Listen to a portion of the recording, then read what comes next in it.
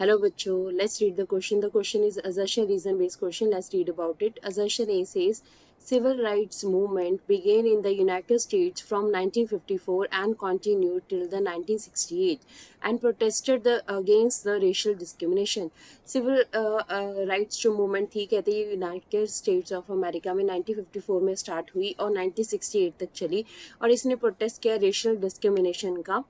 Reason हमें क्या कहा गया है कि racial discrimination is an inhuman practice which promotes discriminatory and prejudiced attitude.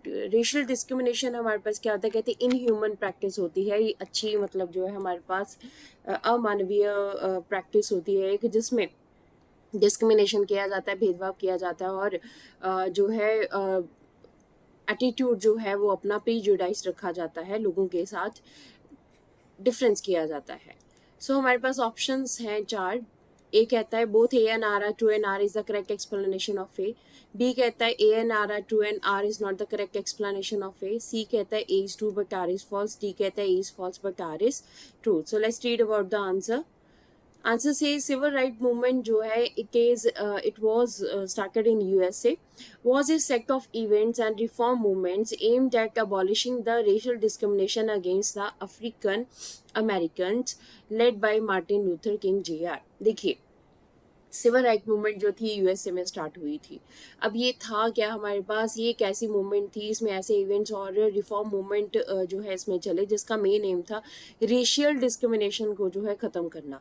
अब रेशियल डिस्क्रिमिनेशन क्या थी, अमेरिका में अफ्रीका से जो लोग आए हुए थे, अब वो वहीं पे सेटल डाउन हो चुके थे, उनके साथ रेशियल डिस्क्रिमिनेशन हो रही थी, रंग के आधार के ऊपर भेदभाव हो रहा था. तो इसके खिलाफ जो है ये मूवमेंट स्टार्ट हुई थी और इसके जो लीडर थे उनका नाम मार्टिन लूथर किंग जेआर या जूनियर था. So this movement practice non violent methods of civil disobedience against the discriminatory laws and practices. अब ये जो मूवमेंट थी इसका मेन जो एम क्या था, नॉन वायलेंट मेथड्स यूज करना. मतलब क्या कि वायलेंट मेथड यूज नहीं करने हैं, वायलेंस यूज नहीं करना है, शांति से जो है प्रोटेस्ट करना है, सिविल डिसऑबिडेंस करना है. मतलब जो गांधी जी के व्यूज थे उनको फॉलो करते थे ये, और जो लॉज बने हुए थे रेशियल डिस्क्रिमिनेशन के अमेरिका में अफ्रीकन्स के लिए, तो उस चीज़ को ख़त्म करना इनका मेन एम था.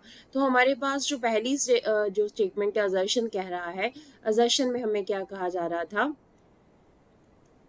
कि सिविल राइट मूवमेंट जो है वो यूनाइटेड स्टेट्स में 1954 में स्टार्ट हुई. तो ये बिल्कुल हमारे पास 1954 में स्टार्ट हुई थी और ये 1968 तक चली थी और इसका जो मेन एम था वो रेशियल डिस्क्रिमिनेशन को खत्म करना था. तो this is right, this statement is right.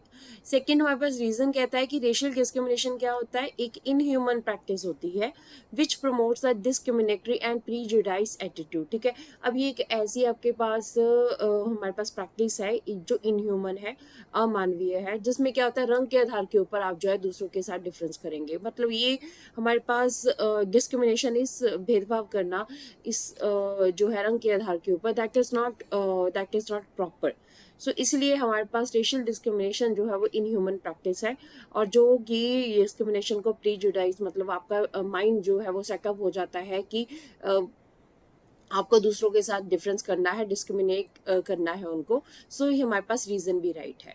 सो हमारे पास आंसर क्या होगा, ए एंड आर जो है ये दोनों ट्रू हैं और आर जो है वो करेक्ट एक्सप्लेनेशन है ए की. आर एक्सप्लेन कर रहा है ए को.